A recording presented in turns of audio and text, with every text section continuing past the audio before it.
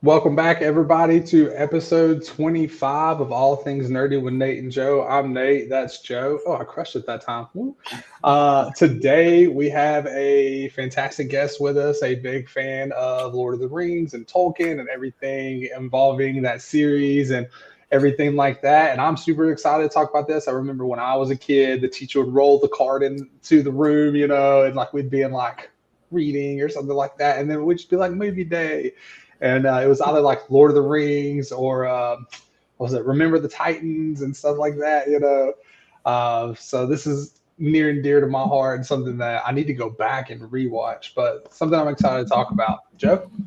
Yeah. Well, before we go across our journey of Middle Earth, Nathan, where are you at this week? Uh, I just got to Belgium today. We just left Paris. We were in Paris for a few days. Just got to Belgium. So we're in Brussels, and I've had a beer, so if I ramble and stuff, don't worry about it. I just destroyed my walking waffle. So, but in Brussels. All right, awesome, awesome. But without further ado, Collins, talk nerdy to us. Absolutely. Well, I'm Collins. I originally met Nate down in New Orleans, and I discovered this podcast randomly when they had our friend Carissa on, and it was really awesome to hear about like the themes of this show and just how kind of fun you guys made it, learning educational topics as well as just nerdy topics, which can be educational, and I'll get to that probably later. But yeah, so I'm Collins, and I freaking love Lord of the Rings, everything Tolkien, not just the three main books, which are synonymously known as Lord of the Rings, but pretty much my love for them started when I was 3. My grandmother reading me The Hobbit. Just kind of, those are some of the earliest memories I have. Maybe not when I was 3, because I don't know how much I remember from that, but those are some of the early memories, we have when we're young. We don't know how old we are, but, they kind of stick with us. And that was definitely one of them. And then, of course, when the amazing Peter Jackson came out with the 3 incredible Lord of the Rings movies known as the trilogy, that really, really kind of changed my life. I still remember, when the Return of the King came out and me and my parents were sitting the absolute frontest of the row, and my neck was like this the entire movie, did not move. I had to pee after the first hour, but I was not getting out of that chair. Because if you've seen Return of the King, you're not leaving the theater for that movie, especially after, it being the first time. But really, those are the 2 earliest memories of me being a kid and falling in love with Lord of the Rings. But not only that, just the author, J.R.R. Tolkien. That's awesome. I was gonna say, like, being in the movie theater, that like the memory that I have of Lord of the Rings, I can't remember which movie it was, but it's like when Legolas is just like downing with arrows, and then one of them gets back up, and the dwarf hits him with the axe. It's like, when I hit them, they don't get back up. Like, they were kind of competing with each other. So, but that's an awesome memory that I have. It's like, The number counting, like what number are you at? Yeah. It's incredible. Their relationship, and I'm sure we'll talk about it more later, but their relationship is amazing. And I hope we have time to dive into it because it is extraordinary. And a lot of people don't realize how extraordinary the relationship is. Stephanie coming in with a comment. What an awesome grandma. I agree. So I do want to talk about one thing real quick, touching on the subject of Lord of the Rings, but I just want to say why. So as I've gotten older, I have to go to the bathroom more. We all do. It happens, right? I just wish like movies, especially long ones, especially like where they're getting like 2.5, 3 hours now. Just give me an intermission. Let me run to the bathroom and come back. I don't want to miss anything. I will sit there and hold it for the whole thing, right? And I'm crushing the orange Fanta, best believe. So like I have to pee. And I just just want an intermission, like 5 minutes. Let me run to the bathroom. I'll come right back, like that's what I wish. That'd be so nice. Yeah, I don't know why everybody would go at the same time. It would take longer than 5 minutes, man. Well, it's so eerie because in the old AMCs, or we had different ones, they had those little concessions that are past like the gate to get in, and they were just always empty, and there was candy sitting up there for like years. And it was like seemed kind of cool to like go to intermission, but I think movies stopped having like halfway points. I think it just became continuous, is my guess. Yeah, we got a comment from Steven to y'all are going to need like 30 hours for this topic. I wish. We'll try to keep it to 30 minutes. We usually go over anyway, but yeah. Yeah. Something we do usually ask is, Collins, do you have a hard stop in 30 minutes at 3 I o'clock would your time? say at my time 3:10. I got to go. I'm in my soccer gear because I got to go practice with new girls team. So 3:10. I hate it because I would stay. I mean, if y'all want to keep talking, I'll come back at 6 p.m. and we can continue because I'm not even lying. I could sit here 24 hours straight or 30 hours, like Steven said, and talk Tolkien and Lord of the Rings. Well, let's jump in. Quick hitter, favorite character of Lord of the Rings, go. Gandalf and then Gimli, but probably Gandalf. He's just like hilarious, especially if you read him in the books in The Hobbit and in Lord of the Rings. There's a lot of like silent humor moments, and especially it's when you realize who he is as a character. He's essentially a lesser god. If you're thinking of the Greek mythology or the Norse mythology where Tolkien gets his inspiration from, he's like literally a lesser god sent to guide these people.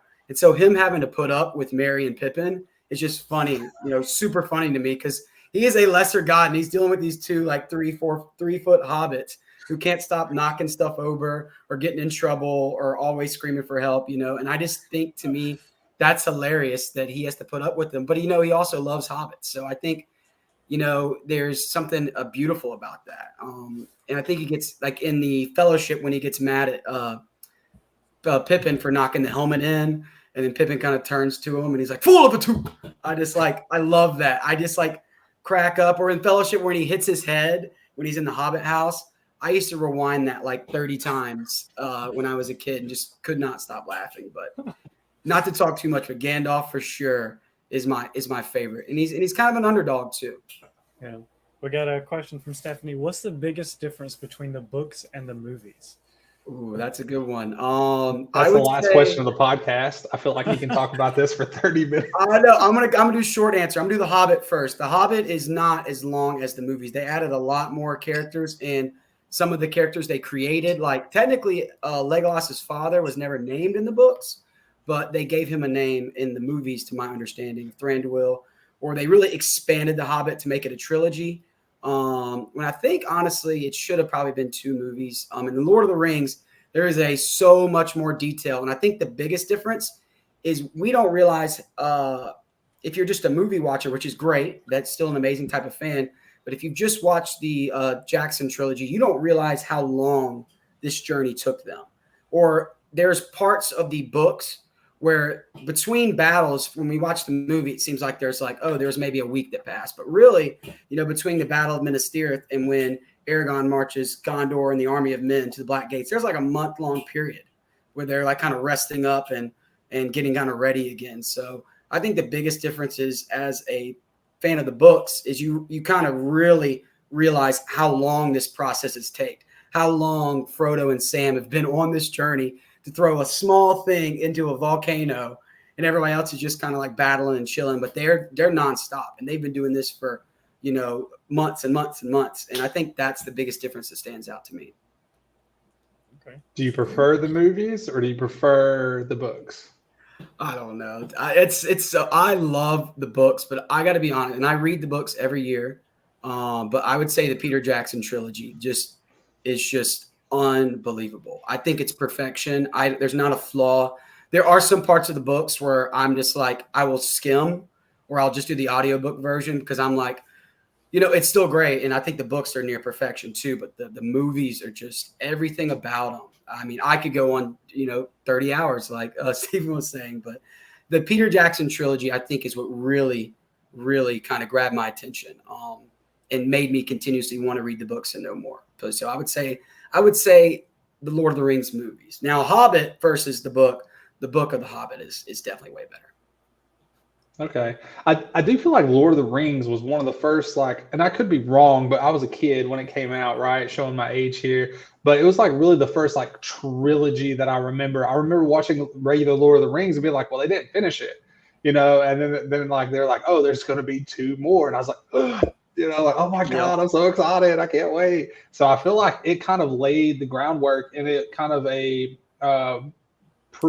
am I thinking of? Like a point of proof or whatever to showcase that you can do these, and there's an appetite for these type of things. Yeah. definitely. Yeah. So, which is your favorite movie of the trilogy? That's I love these are hard questions. I don't know. I mean, it's tough because like I would say Helm's Deep is the best scene. I mean, it's the longest battle scene I think still in any movie history. Continuous battle scene. And the Fellowship, I love the adventure aspect of we're going from point A to point B, but there are a million different stories that happen in between. I think they do a great job of that, but then just Return of the King wraps it up so beautifully. In Return of the King, I still to this day cry at least 2 or 3 times during that movie or get severe chill bumps and have to hold back the tears. So I think because it wrapped it up so well, I would have to, tip my hat off and be like, well done, Peter Jackson. This is my favorite. And I think it's the longest too. So I get to be in Middle Earth a little longer than the first two, which I like as well. Okay. Here's an easier question. Can you speak the Elven language? No. I wish I had the time, and I wanted to include that in my bio that I wish I had more time to be a better Tolkienite. But no, and the crazy thing about the Elven language, there are, I believe, 3 to 4 different languages that Tolkien wrote just for Elvish, and then from there they branch off and get even crazier.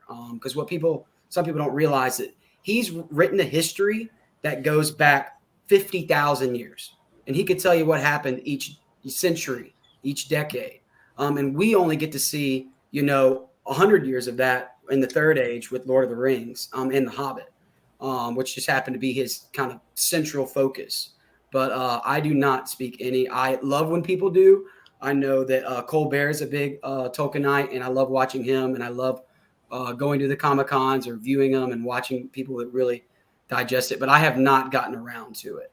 But it is incredible, the people that do. I tip my hat off to them because those are some die-hard fans, and I love that so much.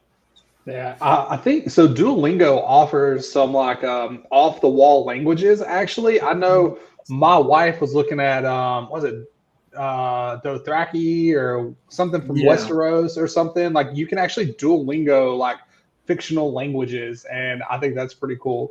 But you mentioned Comic Cons. You go to a lot of the Comic Cons. Do you dress up? Yeah, of course. So I've only cosplayed once as Gandalf. I'm a big Star Wars nerd too, we've talked about. So I get a lot of Obi-Wan Kenobi like references, and people are like, yeah, you could definitely be him. So I love my Obi-Wan Kenobi outfit, but I have a Gandalf one that's back in Mobile that I've worn once to Comic-Con in Atlanta when I was in college. And that was right around kind of after the Hobbit movies came out and they were still touring. So I got to see a couple different actors. Orlando Bloom was there. So I was pumped for that. But absolutely, yeah, I'm all about dressing up and kind of stepping into that world as well as seeing the other worlds that are present at the Comic-Con as well. Did you go as Gandalf the Gray or Gandalf the White? Gandalf the Gray. Okay. Yeah, I might wear anything white. I don't want to get any stains on that. That's a harder one to pull off because it is so pristine. Yeah, we have a couple comments. So Steven, it was referring back to like the world that was created. The world he created is insane. Wrote a research paper on it in high school.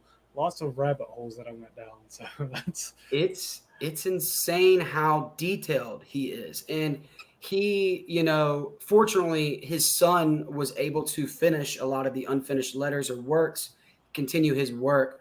But as a fan, it gives me a lot of inspiration and kind of trying to word this correctly, but I'm excited about the future because there is so many movies and TV shows that could be made from this. And I'm not one to say, let's just make as much as possible. But I think if you have the right directors and the right writers, there is so much material they can go off of. I don't even think, the Lord of the Rings and Hobbit are my favorite stories from Tolkien. There are so many other stories that he wrote about that I think have more or just as much potential as Lord of the Rings did or the Hobbit, So it's a dangerous rabbit hole to go down, for sure. And I've been in that rabbit hole since I was 10 years old and still to this day do not know everything. And I'm trying, but it takes a lot of time to really dive into it. Basically what Colin said is as long as Disney doesn't buy, Tolkien, we should be good. Yeah, the Tolkien estate is very, very particular about who's doing what, which is why I still have a little bit of faith on the first, in the first TV show we've seen come out with it. So that speaking of that, so Kim, to creative genius, what do you think about Amazon's first season? Unbiased, 1 out of 10, I'd probably give it a 6. I thought it was above average. The visuals are amazing. I was really hyped for this. If y'all would have gotten me a year ago, I might have been speaking Elvish because I've been waiting for this since The Hobbit. So I was watching video after video. I reread the Silmarillion last year. I reread Lord of the Rings and The Hobbit last year in preparation for this TV show. But unbiased, it was above average. But listening to the showrunners, they're definitely huge fans, and the writers as well as the producers. And they said the first season was really weird because they're making a show that essentially takes place with all their characters they're trying to compress 300 to 400 years into 6 seasons, which is a ton of time. And you're going to have to cut stuff out the fans love. And you're going to have to introduce new ideas to combine things that were 100 years apart to make sense logically. So it's a really tough task. And I think after this first season, they were like, look, we got a lot of these stuff out of the way. The characters, the story. And I think the second season is hopefully where we're going to see a lot more, action, a lot more diving into the characters. But I enjoyed it. I looked forward to every single episode. I really liked some of the characters. I think they nailed the dwarves. That's my opinion after a lot of backlash from The Hobbit. I really liked the dwarves and how they were portrayed and their music and how they did Khazad-dûm, which is the Mines of Moria that we see in Lord of the Rings. So I am hopeful, really hopeful for the second season. Hopefully it can kick butt, but wasn't head over heels over the first one, which I understand why some people weren't. Kim says she hopes so. She hated the ending. Yeah, the ending was okay. I don't want to spoil anything, but yeah, it was interesting for sure. I tell you what, the show did a great job, just like Game of Thrones or House of Dragons. People were talking about it. There was a lot of buzz. You weren't really sure what was going to happen. Even as fans of the books, we know what happens at the end, but we don't know how the showrunners are going to get there. So there were still surprises for us fans of the Tolkien lore and the books, which was nice because it wasn't just like we were, there was still some stuff that were unexpected that we made educated guesses, and a lot of us were right, but it was an okay ending. I'm still pretty biased as well. Collins, are you in any groups like Facebook groups or anything like that or forums or Reddit, whatever it is, where you just talk about this stuff, just constant? Oh yeah, I am like a 50-year-old man on Facebook. Facebook's mainly the only social media app I use. So I'm in, Lord of the Rings video game groups where the original games that came out on GameCube. I'm in all 3 of those groups where people are still posting clips or talking about how great the games were. And that kind of brings me back to when I was a kid. I remember I used to sit in the car and play video games on road trips like Auburn or Alabama to go to basketball camps, and would play those video games. But I'm in groups that discuss the Rings of Power. There's a couple of podcasts. I'm trying to think of the one, the Prancing Pony podcast, which I listen to a lot, and they have a whole Facebook group dedicated to that podcast where they answer questions. So I enjoy being a part of these groups and hearing different opinions. And it's tough to avoid the negativity. So I try to only join groups. I prefer the smaller ones. That way it's kind of less information thrown at you, like a million comments. But it's hard to get away from the negativity. And I get it because people are very passionate about Tolkien and this subject. And it's so hard to follow in the footsteps of Peter Jackson. I mean, he caught lightning in a bottle 3 times, which is not even a phrase, Yeah. And so it's understandable why people are passionate about it. Did you buy any of the Lord of the Rings Magic the Gathering cards? I never did get into them. No, I see them all the time. They're posted all the time in these groups, and I follow it on social media, but I haven't gotten into the Magic the Gathering cards.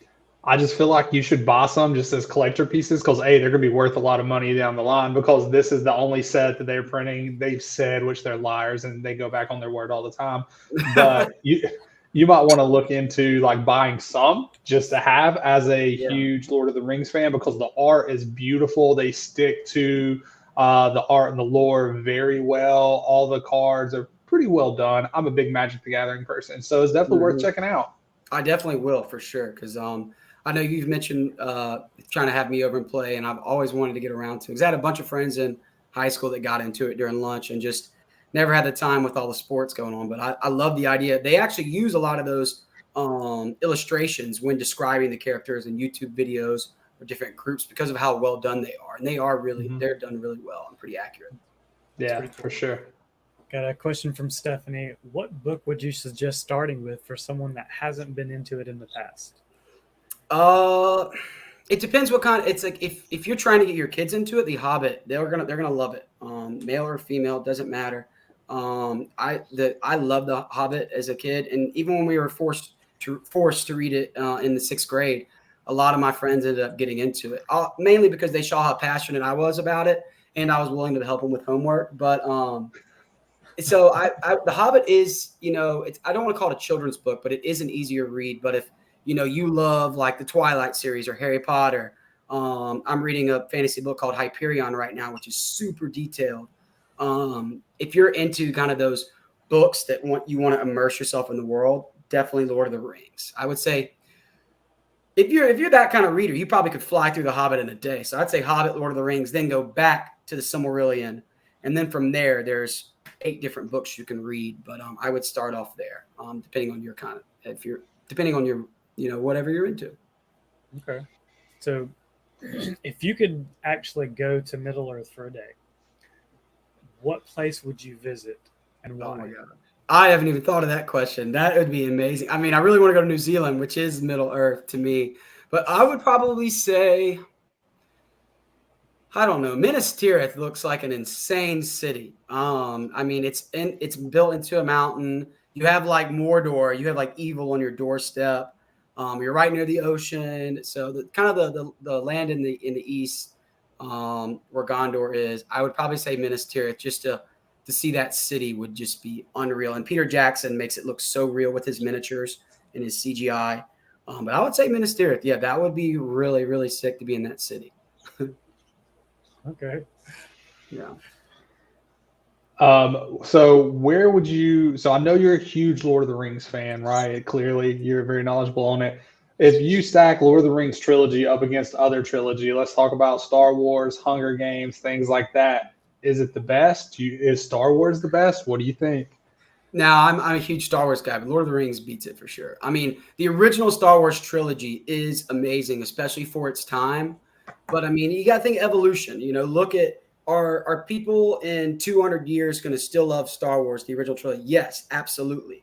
But look at Lord of the Rings. I think in 500 years, people are still going to watch that and be like, man, this seems like it was made 5 days ago. So I think because of that technological edge with What a Workshops and what Peter Jackson did, I think the acting is way better in Lord of the Rings. Nothing on, Mark Hamill or Harrison Ford, who I love. Love Han Solo. But Lord of the Rings, to me, Lord of the Rings, you got Star Wars. I just finished reading The Hunger Games this year and watching those again. Those are great, but Lord of the Rings to me is king. And I think Rotten Tomatoes did a poll last year of like best movie of all time, and I'm pretty sure Return of the King won with a fan poll, which does not surprise me. If it didn't win, it definitely got like 1 or 2. It was like between that and The Godfather, which I'm like, I love The Godfather, but you want to enjoy a movie. It's a super slow, awesome movie. But like Lord of the Rings, you just want to get up and like chop an orc's head off with like a make-believe sword. And I think if a movie makes you do that, like that's the winner to me. Okay, Legolas versus Gimli. Who you taking?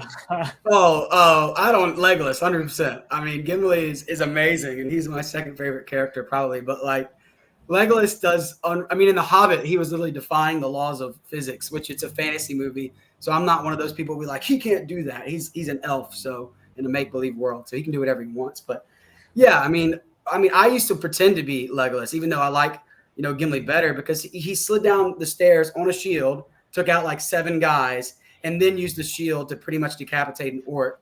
And Gimli's just over here like swinging an axe, and he's badass too, but he's like hitting guys in the nuts. He's just like taking off legs. But no, Legolas is definitely going to win that fight. That's my opinion. You couldn't be surprised. Dwarves are really, really tough, and they're really strong fighters. It's in their blood. But Legolas is probably one of the best fighters in all of Tolkien lore. Yeah, put him in the top. I wish Wes was watching because he's a big dwarf fan. He loves Gimli. Like, Really? so everything he does, he always makes a dwarf. So like, wow, he's a dwarf. I'm a DM for a D&D, and in our D&D game, he's a dwarf and all that. So he'd probably fight you on it. I'm a Legolas guy, so I'm with you. Yeah. I mean, I like even now when I create games, like a lot of times I'll pick assassins and stuff with bows just because I just want to be over there like Legolas. 100%. Yeah. I've had so many video game characters named Legolas. And it's all like World of Warcraft. I'm like an elf hunter or whatever it may be. Like, and I'm sure that's happened literally a million times. Yeah. Wait, you play World of Warcraft? How are we not great friends? I know. I don't play anymore, but I played from like 4th grade all the way up into high school. Then I got back into it in college, and I haven't touched it since college. But I'll have it downloaded, and like sometimes I'll hop on for like 15 minutes. But hold on, we got a comment. Aragorn all day. Steven also thinks Superman would be Batman. We don't have to go into that, but clearly his opinion doesn't count. Well, that's tough too. Yeah, because you got the whole kryptonite thing kind of sucks for Superman. No, we don't have to go down that rabbit hole. I just want to throw shade Steven's way. Aragorn is amazing, and he's a really good fighter too. But the elves just seem like they are superior when it comes to like. If you're a bet man, if Vegas is putting odds, I guarantee you Legolas against anybody in that kind of group in that timeline, that 100 years, Legolas is going to definitely have the favoriting odds by a long shot. But Aragorn would be up there too. Man, I loved Legolas. And I think it was like PlayStation 2, they came out with a Lord of the Rings game like way back when, and you had to like you could choose like to be Legolas or Gimli or whatever. Yep. You know, just always Legolas. Not even a close one. There you go. Yeah. Steven says, "Team Superman." Yes, Collins, come join us. well, we'll try to stay on topic and not go down. I know, because I could talk DC and Marvel too. Oh man, but so you were mentioning like how like you've named characters Legolas in games. Nate, you kind of want to play assassin stuff like that, so you can pull back a bow. Just thinking of Legolas. So what it like kind of based on that, what is the most significant impact that like Tolkien's writings have had on your life, whether it like creativity, physiologically or otherwise? Yeah, I would say he loves an underdog story, and who doesn't? The whole idea of him, I believe, to my knowledge, the Hobbits were one of his favorite characters he created because of the underdog aspect. And I think the new show kind of did a good job of showing that a little bit on Rings of Power. But I love the idea of an underdog can achieve anything if you set your mind to it, which is why a lot of people's favorite character is Frodo, because a lot of people live underdog lifestyles. They're not given the best situation to thrive in life, and they make the best out of it. And I think Tolkien really teaches you that. Gandalf, like I was saying earlier, is a minor god, and he's trusting the fate of the world into the hands of 2 small hobbits. That's like a paraphrase too. So it's, to me, that underdog story really has impacted my life. I kind of look up to some of these characters, even though they're made up. Aragorn is like a father figure to us all, and I would love to be an amazing like dad like him and be brave and courageous. And then my humor, I love Merry and Pippin's humor. I kind of just have always looked up to these characters and maybe not tried to mimic them, but they've always stuck with me, and I do try to be like them more, because they're all, when it comes down to it, the Fellowship are all good people. Even Boromir, who almost took the ring back to Gondor and almost maybe killed Frodo, he ended up making the decision to protect the hobbits at the end of the Fellowship. And so that whole Fellowship just kind of represents the best of like humanity almost. Yep. I love that. I was going to say, I think that's something that he did so well, right? Is like he took fictional characters and made them unbelievably relatable, right? Yeah. Like, like hobbits have hairy feet and stuff like that. Like I have hairy feet, it's not the point, but like even though they're completely something different out of left field, like you're able to look at them and you're able to put so much of yourself in their, I guess, hypothetical shoes, since they don't wear shoes, but like you're able to put yourself in like their place and like kind of understand and relate and understand the struggles that they're going through. And like Merry and Pippin are freaking hilarious, right? Like their banter back and forth and the way they work. Like you want a friendship like that. You want people that you can, like, that's all of us want in life. And he literally just wrote it out and made everyone feel like they can do it. And to me, I think that is the greatest part of all of it is he took something that is just out of this world and made it incredibly relatable and something that you can like shoot for. Yeah, 100%. Yeah. Well, I know you got till 3:10, so we don't want to take up too much of your time. You gotta get to soccer. Let's see, what do we got else? Well, let's talk about real quick Legolas and Gimli's relationship. You said you wanted to touch on Yes. it. We're gonna give you the next 10 minutes, and we will add color. But talk to us about the relationship, why it was important, and what you loved about it. So their relationship, if I could combine them into one character, they would be my favorite character because I'll refer to the movies that way everybody can follow a little more. We see them dwarves and elves for since the war where Sauron got his finger cut off. Since then they've been apart. They've disliked each other. There is so much history, thousands and thousands of years of history where dwarves have turned their back on elves and elves have turned their back on dwarves. So there's a lot of hate between these two groups, and you see it, the animosity at the meeting I'm blanking, Elrond's meeting in Rivendell. And you see that they don't like each other. And over the course of the 3 movies, you see their relationship build. And then in the second movie, Two Towers, where Gimli, I'm paraphrasing, but like, I never see myself dying side by side with a elf. And then Legolas is like, how about side by side with a friend? And like, to me, like just seeing their relationship grow. And then you see it in the 3rd movie with them continuing the counting, continuing the kind of that brotherly love bond. And what people do not realize, I'm about to maybe blow your mind. There's a place. It's in the world in which Middle Earth is, where it's kind of the Tolkien version of heaven, I would say. It's where Frodo and Sam and Gandalf and Bilbo and Galadriel travel to, the Undying Lands. It's kind of where people can live eternally at peace, also with different gods and minor gods. So the gods are there too, which is kind of cool. But towards the end of the 3rd age, it might even be at the start of the 4th age. I'm not 100% certain on that. Legolas is going to go to the Undying Lands because by the 4th age, most elves will leave and go to the Undying Lands because that is kind of their prophecy. That's what they're fulfilling. That's what they're kind of supposed to do. He's going to take Gimli to the Undying Lands. Now, this is never happened. A dwarf has never set foot on the Undying Lands. If a dwarf did, it would probably disintegrate because that's something that kind of has happened, which keep watching the Amazon show because it'll show more into the Undying Lands and what they're like. But Legolas's friendship is so strong with Gimli that he wants to take Gimli to the Undying Lands. And there's a lot of letters that Tolkien's written about that journey. There's a lot of lore, but to our understanding, it takes a lot of convincing on Legolas's part, a lot of bumps in the road, but Gimli is allowed to go to the Undying Lands, which is like the elvish version of heaven. And to me, that is just amazing that it's like, I don't want to leave you here to die because I don't know your fate. We don't really know the fate of the dwarves because when elves die, they just go to the Undying Lands to live out their life. They're given a new body. But Legolas and Gimli's friendship is so strong that Legolas didn't want to leave him behind. And Gimli was, is in love with Legolas in a, non-sexual way to our knowledge. And he would do anything for Legolas. So Legolas is like, you want to come? And he's like, absolutely. He's like packing his bags, ready to go. So I feel like a sweet movie could just be made about their brotherhood. And I just really love that. And I think people don't realize they have the strongest bond in any cinema history because this is something that's not allowed. This is against the rules. And Legolas is willing to kind of forfeit his life in heaven to bring along Gimli, which I think is just crazy and mind-blowing.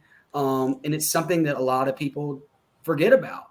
Or the big Tolkienites like me also understand. And it is just the best friendship I've ever experienced, fictional or non-fictional. And I just think that's really cool about those two and the strong bond that they share, that Legolas was kind of willing to do that. So that's my wrap about them. I could keep going for another hour, but I love their friendship so much. And it's also another one to look up to. You talked about Merry and Pippin or Frodo and Sam. people, if you were to vote the best friendships in Lord of the Rings, Legolas and Gimli are probably forgotten about because of the Hobbit's strong bond. But then you kind of sneak that little piece of information, and you're like, wow, they might be the closest out of all of them. Yeah, and their relationship is different because Frodo and Sam, they have like a pure, broship, like they want to protect each other. But like I think Gimli and Legolas are a lot more like adult friends, right? True. Like let's take my buddy like McCroy, or we can even say like Marchman or West or any of them, or Keaton, J Boogie Cox, any of y'all. Like we all pick and poke and talk trash and things like that. But at the end of the day, like I would die for all of them. Yeah. And, I think, one or two of them might die for me. I'm not going to say all of them, but I think maybe a couple of them would do the same for me. But like, it's more an adult relationship where you get that banter back and forth, the talking trash and like things like that. But at the end of the day, it's all in good fun and they just want the best for each other. And that's what we all want. Yeah, I agree. Couldn't agree more. Yeah, man. Joe, do you have anything else? No, man, it's been fun. Had a pleasure having you on. We're keeping you right up to like a couple minutes before your hard cutoff. So thanks for coming on with us. Absolutely. Yeah, man. Good luck at soccer. And if you ever want to come back, continue the conversation. We'd love to have you. People love this topic, and we got a lot more to talk about. I kind of want to go watch the movies now. I don't have the time to do it, but I kind of want to. Yeah. I'm with you, man. I've been thinking about it. I did a little YouTube watch and just kind of refreshing my brain on everything today. I'm like, man, I kind of want to watch them again. Yeah. Thanks for having me. I really appreciate it. There's the Rings of Power season 2 is rumored to come out next fall. So maybe we do an episode, and if I can get you to stay awake for all the first season, we can maybe do kind of a preview and talk about what we're expecting. Yeah, I'd be good with that. We can talk about it. Cool. Awesome. See you later. All right, guys. Take care. Peace.